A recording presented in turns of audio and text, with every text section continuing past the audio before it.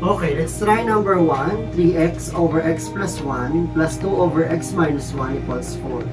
So, isosolve natin siya by eliminating the denominators, which is x plus 1 times x minus 1. So, 3x times x minus 1 na lang kasi may denominator na siya na x plus 1 plus 2 times x plus 1 is equal to 4. Since wala siyang denominator, multiply mo siya ng dalawang factor ng multiplier, x plus 1, x minus 1. So magiging 3x squared minus 3x plus 2x plus 2 is equal to 4x plus 4 times x minus 1. 3x squared minus x plus 2 is equal to, so let's have 4 in method, 4x times x, 4x times negative 1, inner 4 times x, last term 4 times negative 1. So 3x squared minus x plus 2 is equal to 4x squared minus 4x plus 4x minus 4. Continue, you will get 3x squared minus x plus 2 is equal to 4x squared minus 4. So, lipat natin ito sa kabilang side. 4x squared minus 3x squared plus x minus 2 minus 4 is equal to 0. So, magiging x squared plus x minus 6 is equal to 0. Factor natin yung 6 na ang sum ay magiging positive 1. So, magiging negative, positive 3 and negative 2. So, ang ating factor will be x plus 3, x minus 2 is equal to 0. Therefore, x is equal to negative 3, x is equal to 2. Okay. So, continue, ang mangyayari will be check for x is equal to negative 3. So 3 times negative 3, 1 over negative 3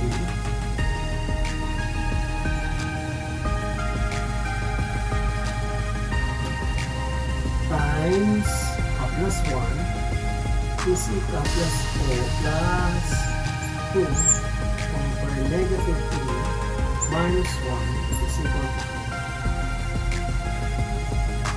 negative 9, 1 over negative 2 plus 2 over negative 4 is equal to 4. Negative, positive 9 halves. So 9 halves minus 1 half is equal to 4. Multiply all by 2. So 9 minus 1 is equal to 8. 9 is equal to 8 is equal to 8. Therefore 8 is equal to 8.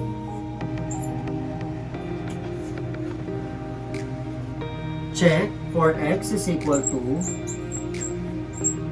negative 2. Positive 2. Magiging 3 times 2 all over 2 plus 1 plus 2 over 2 minus 1 is equal to 4. 6 over 3 plus 2 all over negative all over 1 is equal to 4. 2 plus 2 is equal to 4. 4 is equal to Therefore, our solution set will be x is equal to negative 3 and 2. So let's have 5 over 5 minus p squared over 5 minus p is equal to negative 2. So they have the same denominator, so multiply lang natin by 5 minus p lahat ng terms. So you will have 5 minus p squared is equal to negative 2 times 5 minus p. So 5 minus p squared is equal to negative 10 minus plus 2p. So arranging in standard form, lipat lang natin ito para maging positive yung quadratic term. So magiging p squared plus 2p minus 5 minus 10 is equal to 0. So p squared plus 2p minus 15 is equal to 0. Factor natin yung 15 na ang sum ay magiging positive 2. So that is the same as 5 and negative 3. So ang factors will be p plus 5, p minus 3 is equal to 0. So ang mangyayari will be p is equal to negative 5 and p is equal to positive 3. Okay, so check. For x is equal to for p is equal to negative 5. So 5 all over 5 minus negative 5 minus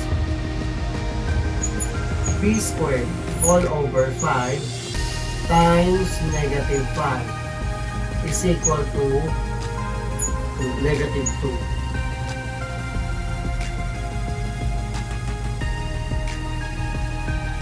Continue, you will get 5 all over 5 plus 5 minus p squared all over p squared is 5 squared, 25. So 5, 25 all over 5 plus 5 is equal to negative 2. So 5 all over 10 minus 25 over 10 is equal to negative 2. Continue, you will get negative 20 all over 10 is equal to negative 2. Negative 2 is equal to negative 2. Check. For x is equal, for p is equal to, for p is equal to 3. So, you will get 5 all over 5 minus 3 minus 3 squared all over 5 minus 3 is equal to negative 2. So, 5 over 2 minus 9 all over 2 is equal to negative 2. So you will get 4 over negative 4 over 2 is equal to negative 2. Negative 2 is equal to negative 2. Therefore, our solution set is p is equal to positive 3 and negative 5. 4 over k squared minus 8k plus 12 is equal to k over k minus 2 plus 1 over k minus 6. So, factor muna natin yung denominator. So, k minus 6, k minus 2. So, multiply natin all the terms by k minus 2 and k minus 6. So, magiging 4. Wala na tayong multiply sa 4. Kasi meron na siya ng denominator ng dalawa. I-factor natin. So, k times k minus 6 plus 1 times k minus 2. So 4 is equal to k squared minus 6k plus k minus 2. So, lipat natin yung 4, kaya magiging k squared minus 6k or just 5k already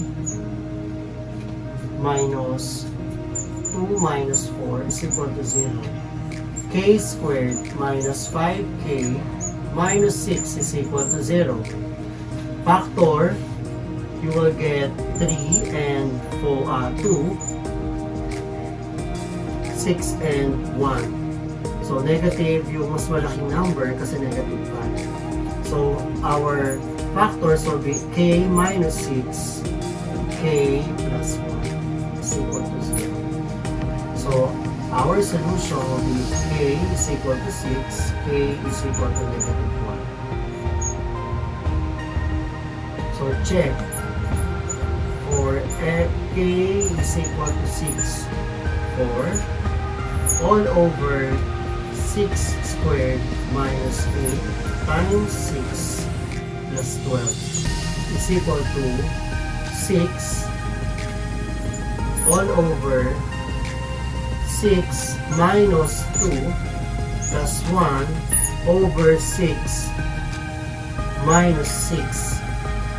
Pag tinignan natin at ang denominator magiging equals to 0, therefore, k equals 6 is an extraneous root.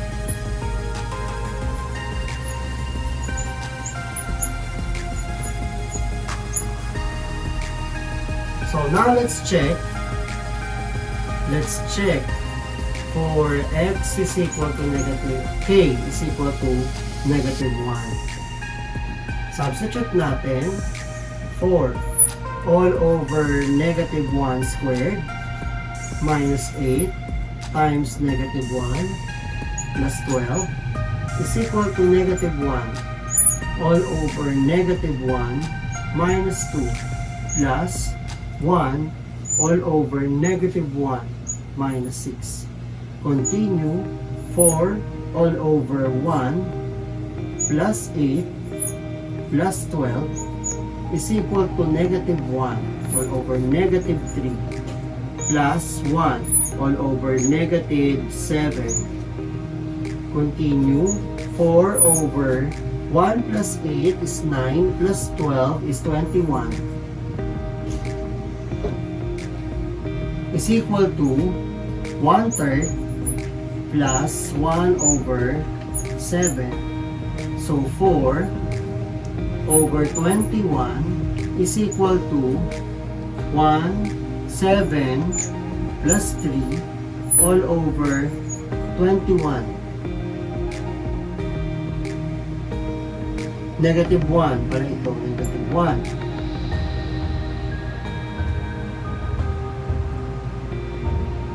Magiging 7 minus positive 1 minus 7 minus 3. So 4 over 21 is equal to 4 over 21. Therefore, our solution set will be equal to k is equal to negative 1. And sub x is equal to 6x over 6 minus 1/3.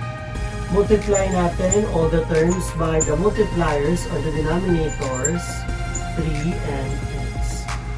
So 3x times x, so 3x squared is equal to 6x times 3 minus 1 times x. So 3x squared is equal to 18x minus x. So you will get 3x squared minus 17x is equal to 0. So you will get x times 3x minus 17 is equal to 0. So ang ating solution set will be x equals 0 and x is equal to 17 over 3. So check for x is equal to 0. 0 is equal to 6 times 0 all over 0 minus 1/3. There is a denominator 0. Therefore, x equals 0 is an extraneous root.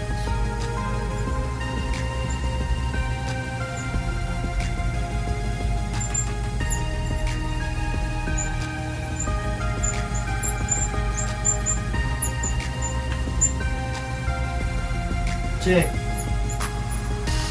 For x equals 17 over 3. So 17 over 3 is equal to 6 times 17 over 3 all over 17 over 3 minus 1/3. So 17 over 3 is equal to, mawawala na siya,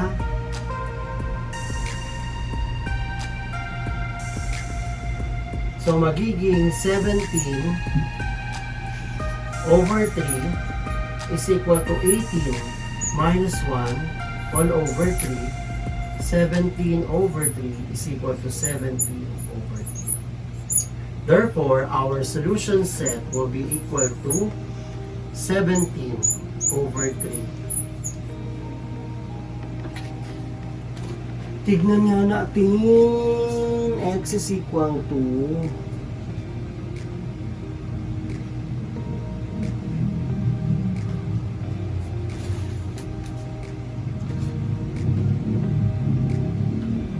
for other solution, from x is equal to 6x over 6 is equal x is equal to minus 1/3. For x is equal to 6x over x minus 1/3, it's just simply dividing x. So magiging x is equal to 6 minus 1/3.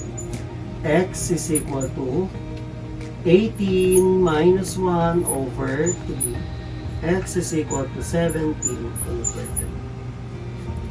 Go. Let's consider 2 over 3x plus 1 minus 1 over x is equal to 6x over 3x plus 1. Multiply all the terms by x and 3x plus 1. Consider 2 over 3x plus 1 minus 1 over x is equal to 6x over 3x plus 1. Multiply all the terms by 3x plus 1 and x. So you will have 2 times x minus 1 times 3x plus 1 is equal to 6x times x. You will lead to 2x minus 3x minus 1 is equal to 6x squared. Combining similar terms, you will get negative x minus 1 is equal to 6x squared. So 6x squared plus x plus 1 is equal to 0. Multiplying this 6 to our constant term, that will be x squared plus x plus 6 is equal to 0. Factor 6 so that the sum will be equal to 1. This, the given equation is not factorable, kaya gagamitan natin siya ng quadratic formula. X is equal to negative b plus minus the square root of b squared minus 4ac all over 2a. X is equal to negative 1 plus minus the square root of 1 minus 4 times 6 times 1 all over 2a. X is equal to negative 1 plus minus the square root of 1 minus 24 all over 2a. X is equal to negative 1 plus minus the square root of negative 23 over 2a. Therefore, our solution will be no real solution.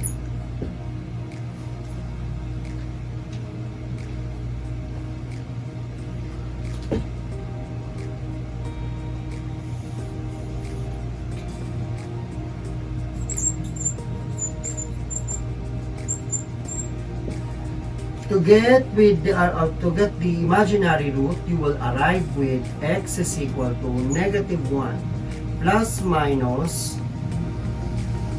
2 times 6 pala ito.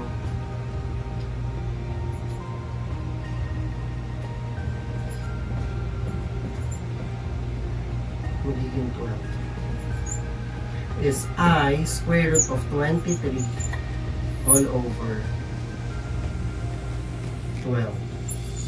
Like, share, and comment your suggestions on the comment box below, and don't forget to subscribe. To get notified with our latest videos, just click the notification bell.